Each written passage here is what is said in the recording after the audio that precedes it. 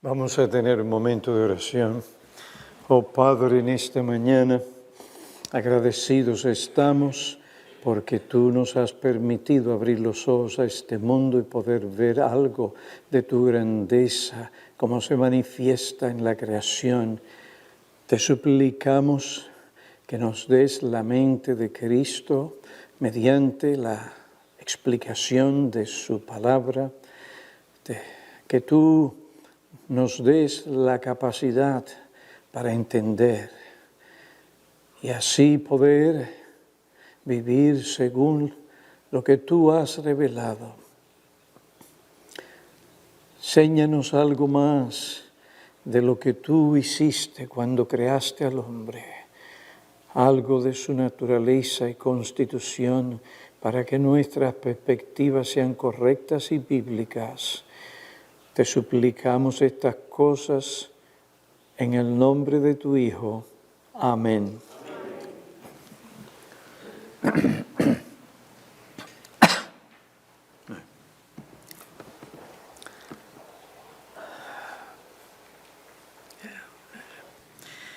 Hay varias razones por las que entendemos que la constitución del hombre consiste de dos partes.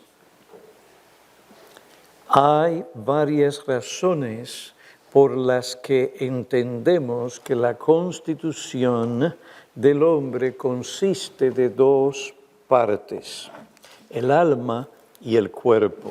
La postura bíblica sobre la constitución del hombre no es monista ni tricotomista, sino dicotomista. Esto es así, como ya mostramos anteriormente, por la descripción de la Biblia sobre lo que es la persona completa del hombre. Dos palabras son suficientes para describir la totalidad del hombre: alma y cuerpo, o espíritu y cuerpo. Primera a los Corintios, capítulo 7, 34, segunda a los Corintios, capítulo 7, versículo 1, y Santiago, capítulo 2, versículo 23. El cuerpo sin el espíritu está físicamente muerto. En segundo lugar, ambas palabras, alma y espíritu, se usan indistinta y frecuentemente en la Biblia para referirse a la parte inmaterial del hombre. Son palabras sinónimas. La definición de los tricotomistas de lo que es el espíritu y lo que es el alma no concuerda con la manera en que la Biblia usa esas dos palabras. Lo que dice de una palabra, la Biblia lo atribuye también a la otra. Y hay varios versículos bíblicos que muestran tal cosa. Así como el alma se entrega a adorar a Dios, así también el Espíritu de Dios se regocija en Él por lo que Él es. Lucas capítulo 1, versículos 46 y 47. Si uno define el Espíritu como la parte superior del hombre que se ocupa de lo espiritual, pero vemos que eso mismo es lo que se le atribuye al alma en la Biblia, entonces tal definición de la palabra espíritu no es válida.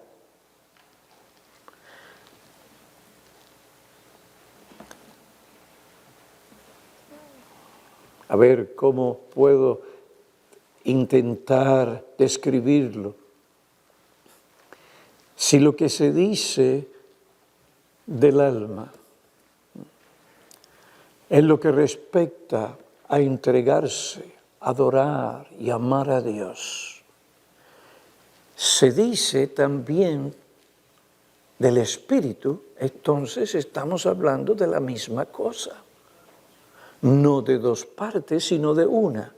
Simplemente que esa parte inmaterial se describe de dos maneras, alma o espíritu.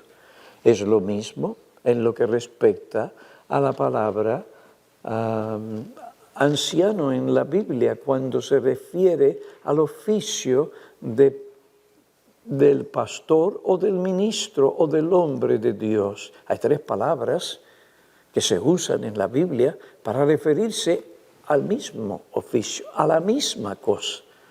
Anciano, pastor, obispo. No hay tres oficios, esas tres palabras no representan tal cosa, sino la misma. Lo único que cada palabra habla de un aspecto particular del oficio de pastor. La muerte física en la Biblia se define como la salida o la partida del alma o del espíritu del cuerpo. Génesis 35, 18, Salmo 31, 5, Lucas 23, 46, Santiago capítulo 2, versículo 26. Si esto es así, y lo es, entonces se refiere a lo mismo, aún más. La Biblia define la muerte del impío o del incrédulo como del creyente, como la salida o partida del espíritu. Santiago 2:26. ¿De qué espíritu se habla allí? Según la postura tricotomista, ellos definen el espíritu del hombre incrédulo como algo que está muerto. Entonces, ¿qué es lo que significa la muerte física del incrédulo? Porque si el espíritu está muerto, entonces en lo que respecta a sus cosas, su vida física, él debería estar muerto.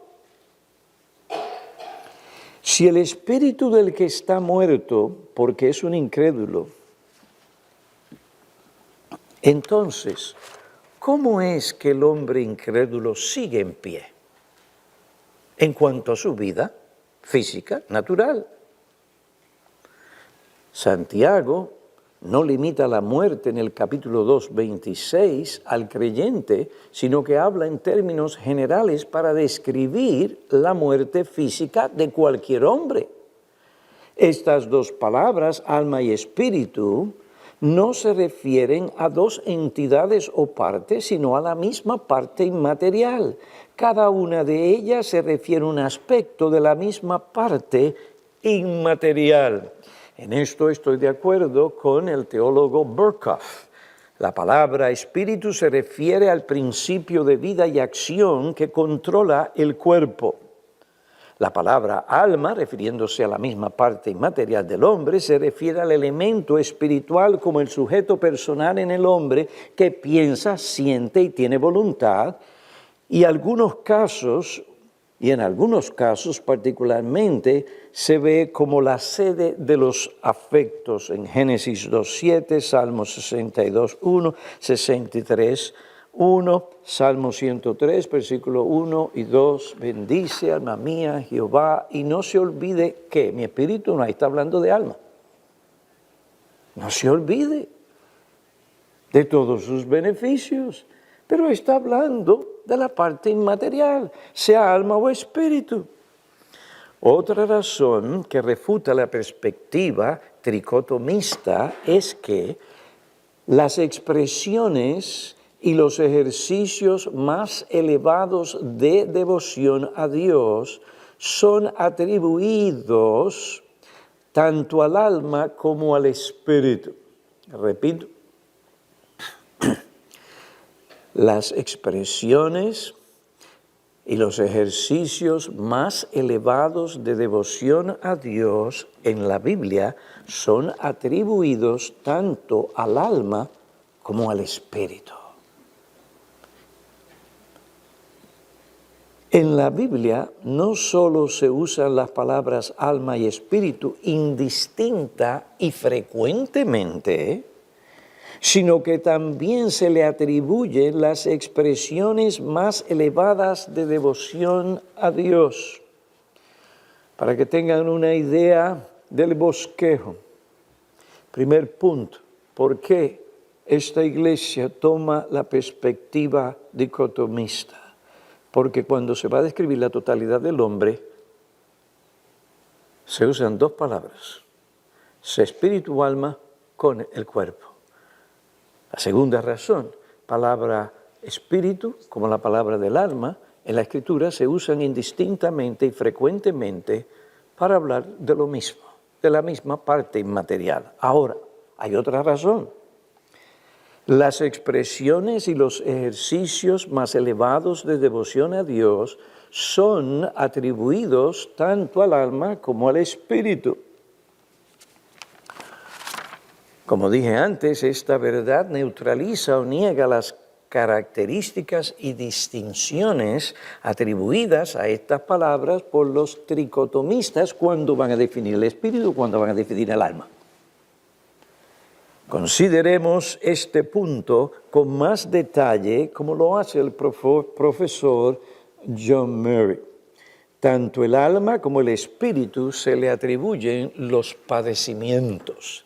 En la Biblia, tanto al alma como al espíritu se le atribuyen padecimientos, es decir, dolor, tristeza, pena, pesar, aflicción, angustia, sufrimiento. Aquello que caracterizó, y vamos a ir un poquito más profundo, ¿verdad? Porque estamos aquí no para hablar de las cosas de una forma superficial, porque ya ustedes saben mucho de ese asunto. Ahora queremos ir más a fondo. Aquello que caracterizó el compromiso vicario del Señor Jesucristo en los días de su vida humana en esta tierra, ¿qué fue? Sus sufrimientos, sus padecimientos. Nada tenía un significado más profundo que lo que el Señor Jesucristo sufrió por la salvación de su pueblo. Vayan a Hebreos capítulo 2, versículos 9 y 10.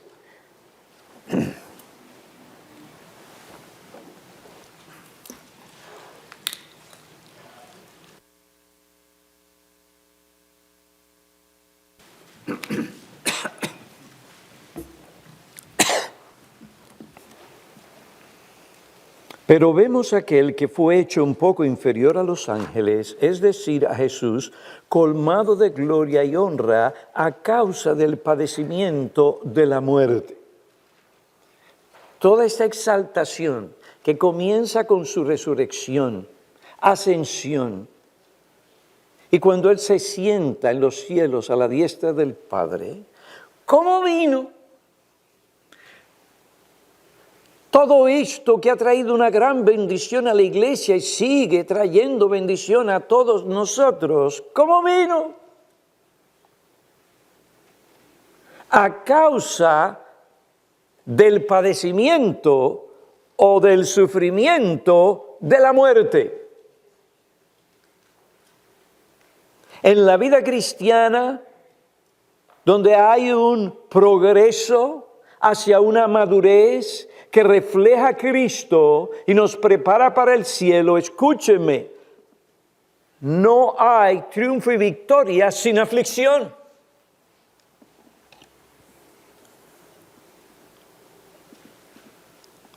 Lo contrario fue lo que el diablo prometió ¿a quién? A Jesús. Todo esto yo te voy a dar si tú me sirves.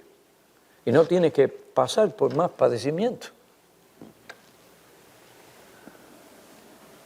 El Señor rechazó la tentación como debía haber hecho Eva y Adán, especialmente Adán. Vemos a Jesús coronado de gloria y honra a causa del padecimiento, pero no entendemos nada de esto. ¿Por qué? Porque estamos en una sociedad que nos obliga a pensar que no debe haber riesgo ni sufrimiento alguno.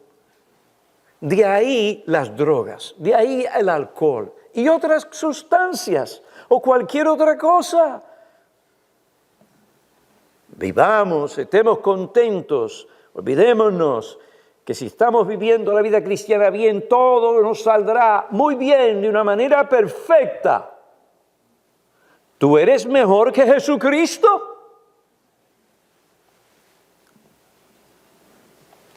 A nosotros, dice el apóstol, se nos concedió no solo creer en Cristo, sino también sufrir por Él.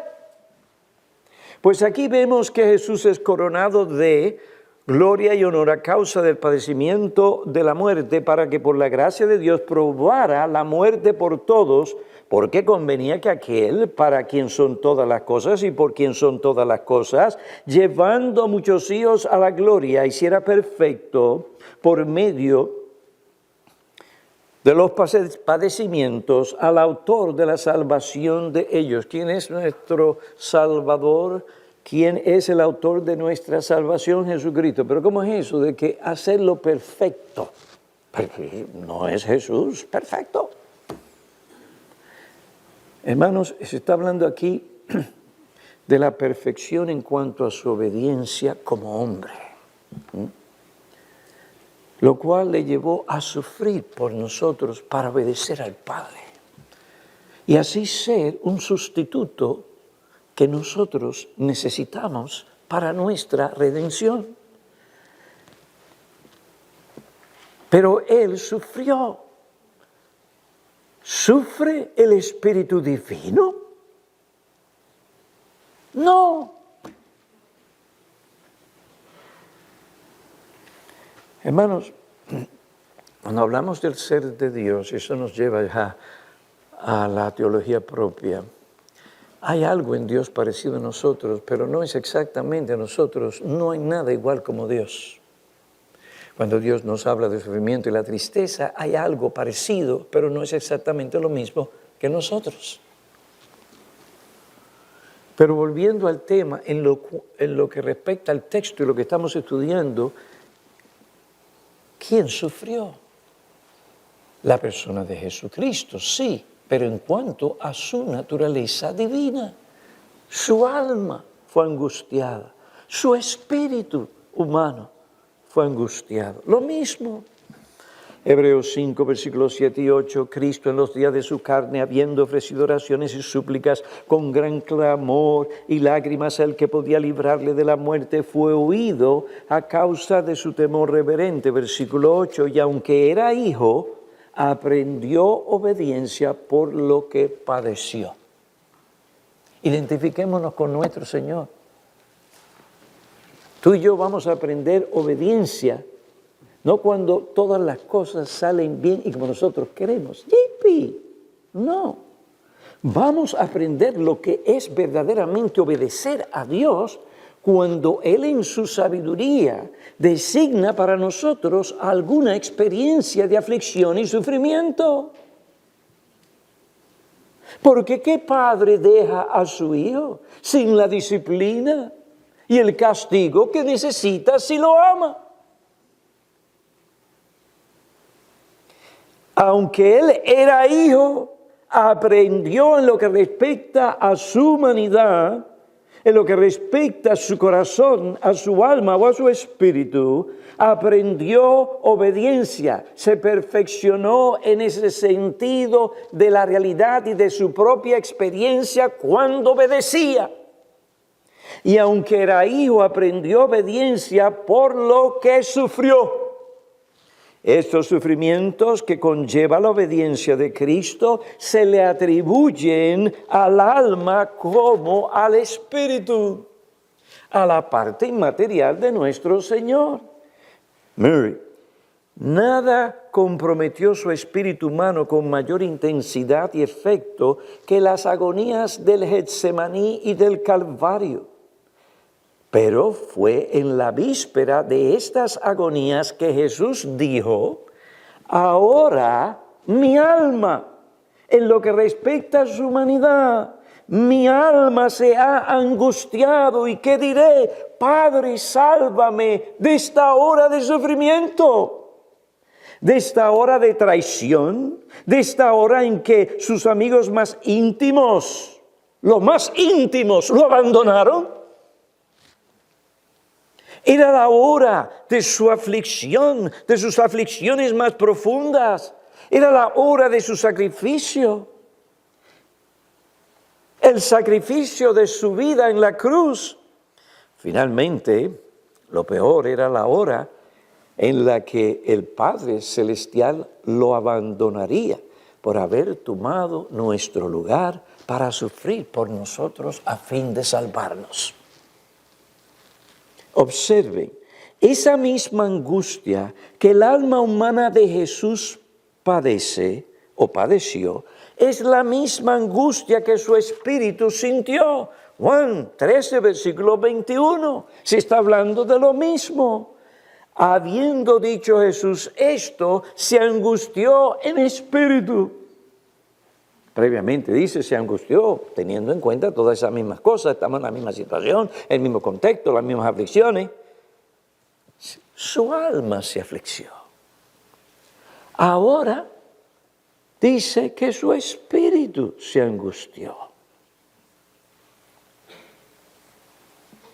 Habiendo dicho Jesús esto, se angustió en espíritu y testificó y dijo, en verdad os digo, uno de vosotros me entregará.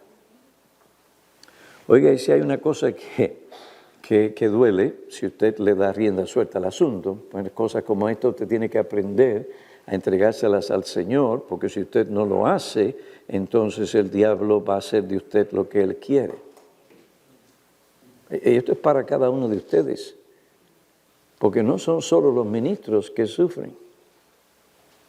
Ustedes también, de una manera u otra.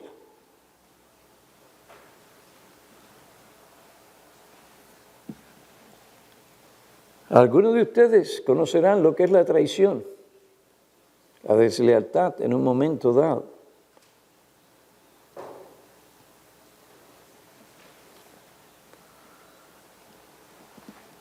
Ese individuo entregaría a Jesús a las manos de los verdugos que terminaría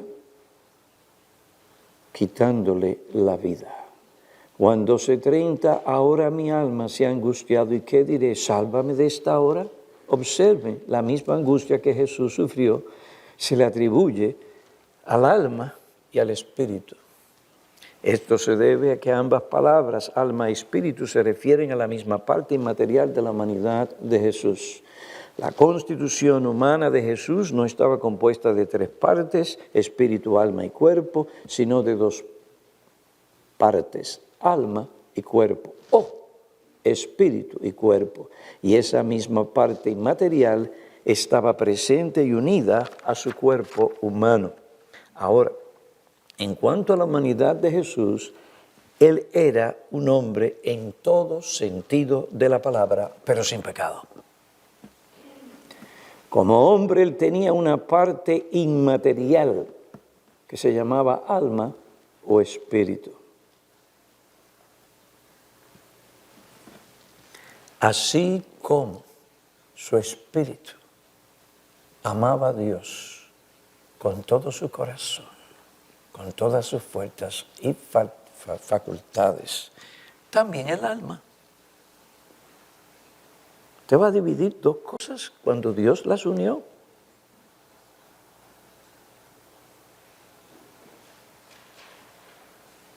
Por esta misma razón se habla del alma o del espíritu padeciendo la misma angustia.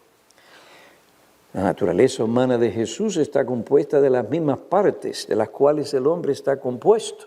Por esta razón, Él es nuestro representante y pudo tomar nuestro lugar para salvarnos. El Nuevo Testamento se refiere al espíritu como al alma, como la sede de los más elevados afectos de Jesús. A la luz de esta verdad, la distinción que hace la tricotomía entre el alma y el espíritu es inválida, ya que las más significativas de las experiencias de Jesús se le atribuyen al alma como al espíritu. En la mentalidad tricotomista, una cosa es para esta y otra cosa es para aquella. El espíritu es así, el alma es asado. Es un problema. porque tal distinción y definición no aparece en las Escrituras. Lo que se dice de una cosa, se dice de la otra, porque es la misma cosa. La misma parte inmaterial de Jesús es la que sufre, la que padeció, la que se angustió. Esa parte inmaterial llamada alma o espíritu es donde se sienten estas emociones. El mismo tipo de variación de estos dos términos se usan para atribuir al hombre sus más elevados sentimientos. Hechos 17, versículo 16. Mientras Pablo los esperaba en Atenas, su espíritu se enardecía dentro de él. El hombre estaba molesto, disgustado, provocado ante la idolatría abundante de los hombres. Y cuando uno observa cuán aferrada está la idolatría y la superstición al corazón humano en las diferentes culturas, es algo increíble.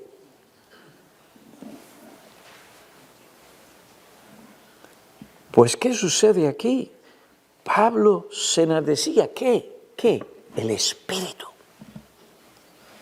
Al contemplar la ciudad llena de ídolos. Segunda epístola de Pedro, capítulo 2, 8, tenemos otro que también estaba molesto. Porque ese justo, refiriéndose a Lot, por lo que veía y oía mientras vivía entre ellos, diariamente sentía, no dice espíritu, ahora dice su alma justa, atormentada por sus hechos inicuos. ¿Se dan cuenta? En un lugar dice espíritu y en otro lugar dice alma. Es lo mismo. Murray concluye correctamente: observen que las expresiones o sentimientos religiosos más elevados se le atribuyen tanto al espíritu como al alma. En esas dos ocasiones que hablé del espíritu y del alma, en el caso de Pablo, se enardecía, porque esta era una actividad, un ejercicio, hermanos, espiritual. En el caso de Lot, al ver la manera profana y la inmoralidad de los hombres, su alma tiene que ver con algo espiritual. Su alma era atormentada. Eso es un ejercicio espiritual.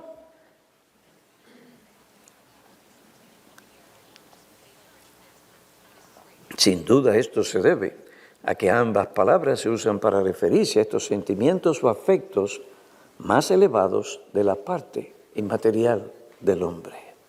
No hay distinción ni variación entre el término alma y espíritu para hacer las distinciones que los tricotomistas hacen entre el alma y el espíritu.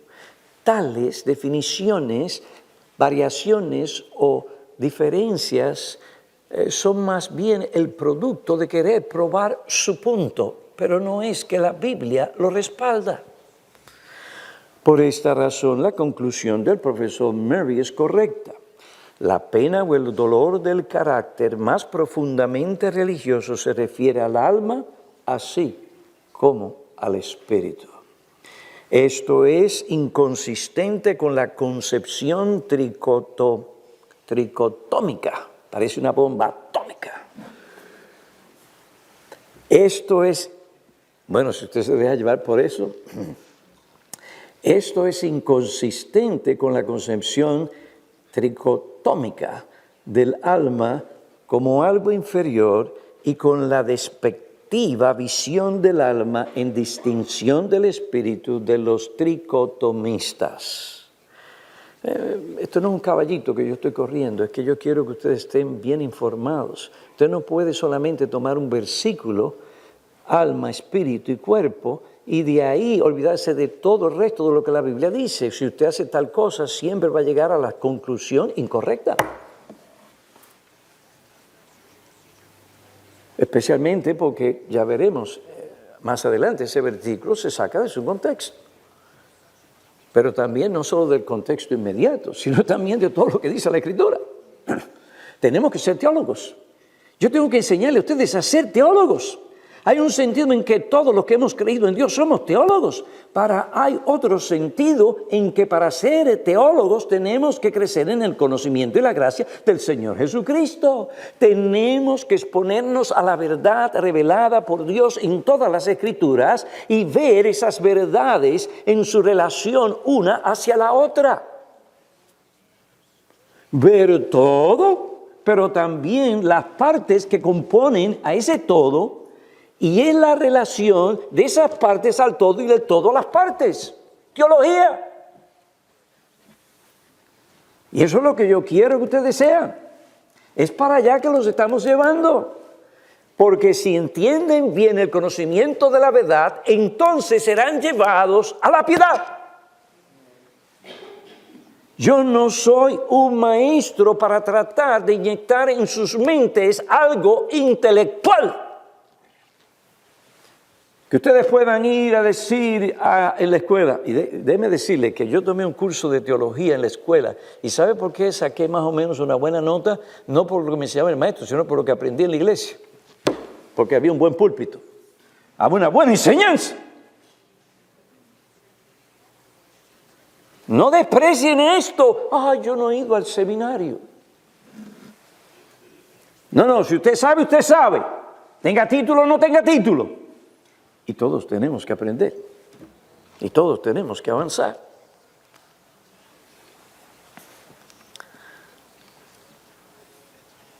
No solo se le atribuye al alma,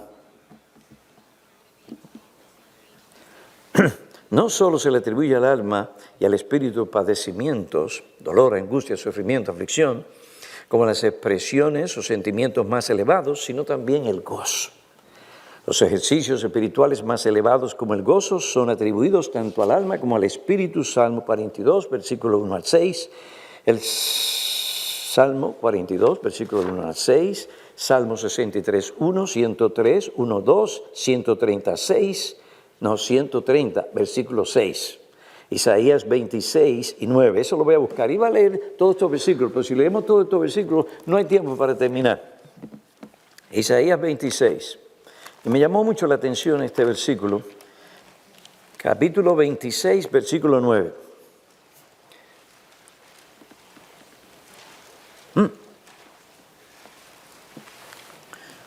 En la noche te desea mi alma. En verdad, mi espíritu dentro de mí te busca con diligencia. Ahora, trate de probarme a mí que no se está hablando de la misma cosa. Que lo que se dice después de una cosa no se está hablando, se está hablando de lo mismo, es un paralelismo bíblico. Se habla de lo mismo con otras palabras. En la noche te desea mi alma. Hermanos, esto es algo religioso, espiritual. Esto no es el sentir de una bestia o de un animal. En la noche te desea mi alma y en verdad mi espíritu dentro de mí te busca con diligencia. Porque cuando la tierra tiene conocimiento de tus juicios, aprenden justicia los habitantes del mundo. La palabra espíritu también se habla del espíritu como aquel que se goza. Aquel que siente gozo. Pueden en sus casas buscarlo. Salmo 32, versículo 2, 51, 10, 12, 17. Todos estos versículos hablan de expresiones o ejercicios devotos hacia Dios. Y ahí hay gozo, devuélveme el gozo de mi salvación. En Proverbios 11:13, Proverbios 16:9, Isaías 57:15, Ezequiel 18:31, capítulo 36:26. Vemos el mismo patrón del Antiguo Testamento en el Nuevo Testamento. El canto de María, Lucas 1:46 y 47. Primera a los Corintios, capítulo 14, versículo 14 al 16. Capítulo 16, versículo 18. Segunda a los Corintios, capítulo 7, versículo 13. Hebreos 6, 18 y 19. En tercer lugar, los ejercicios espirituales más elevados, como la devoción, se atribuyen tanto al alma como al espíritu.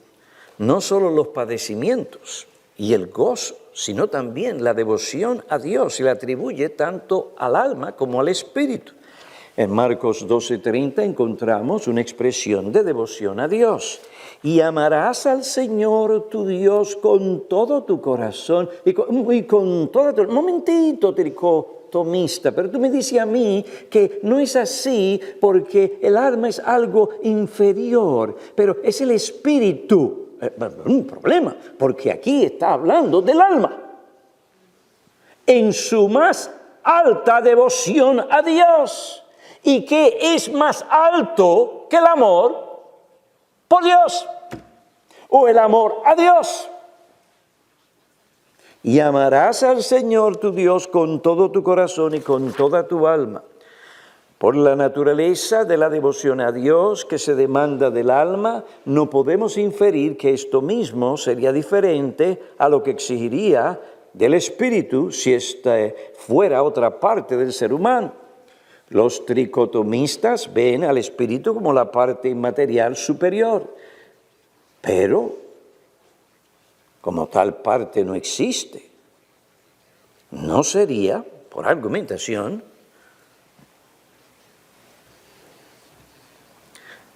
pero como tal parte no existe, no sería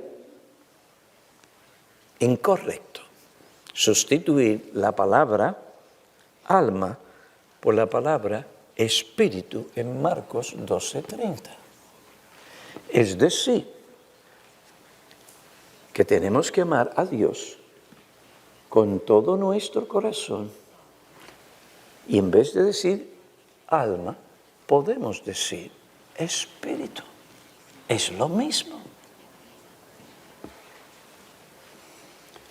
Si el espíritu es el órgano, la parte de uno estar consciente de Dios, entonces debería ser esa parte que se usa para alcanzar y expresar las más elevadas devociones a Dios, o la más elevada devoción a Dios.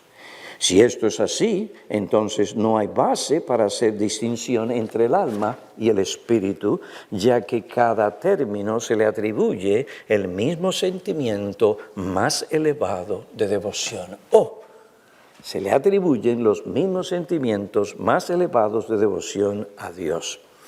En varios pasajes bíblicos aparece la misma devoción a Dios atribuidas tanto al alma como al espíritu. Esto muestra otra vez que no hay distinción entre el alma y el espíritu. Por consiguiente, el hombre no está constituido por tres, sino por dos partes: el cuerpo, lo material, y el alma, o lo mismo, el espíritu, la parte inmaterial. Dios determina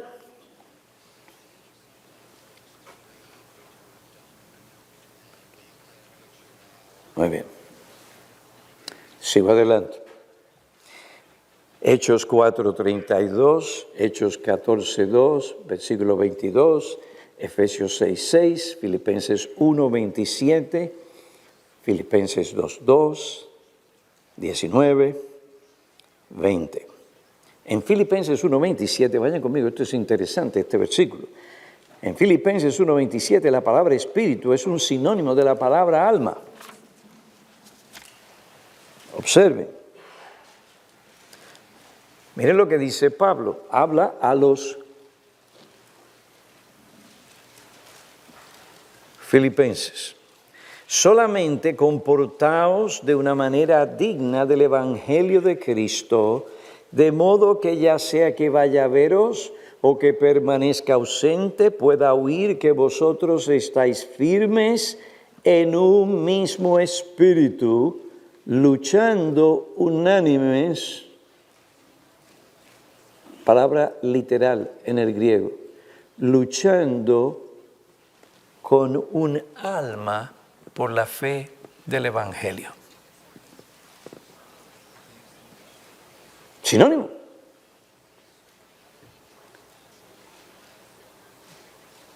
Pueda oír que vosotros estáis firmes en un mismo espíritu, luchando con un alma por la fe del Evangelio.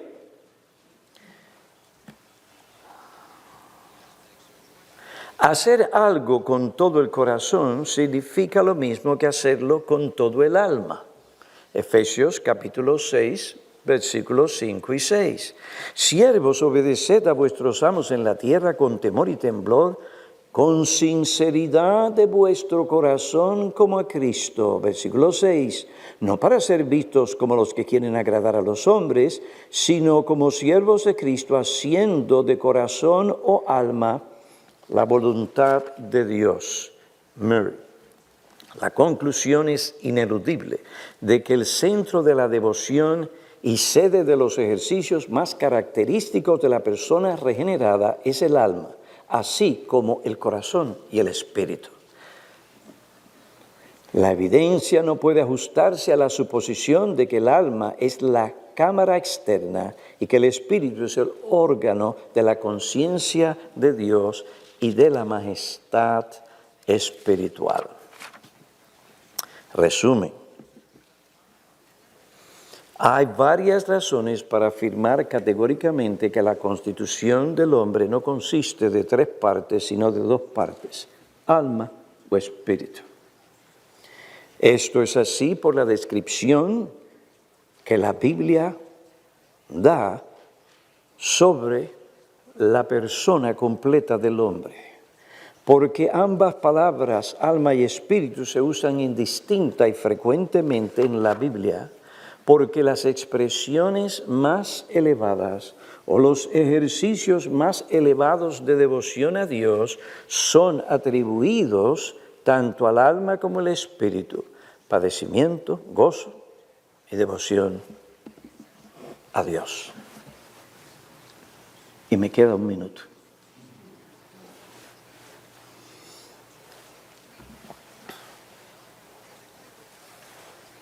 Hermanos, yo les invito a que vayan y revisen estas cosas en nuestra página de internet.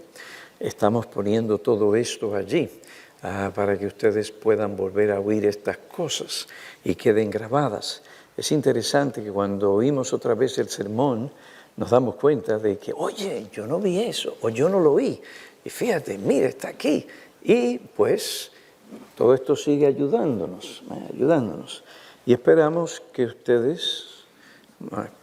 que podamos seguir adelante tratando estos temas, estas doctrinas, tratando estos temas de la Biblia, y haciendo estos estudios teológicos para el beneficio de ustedes.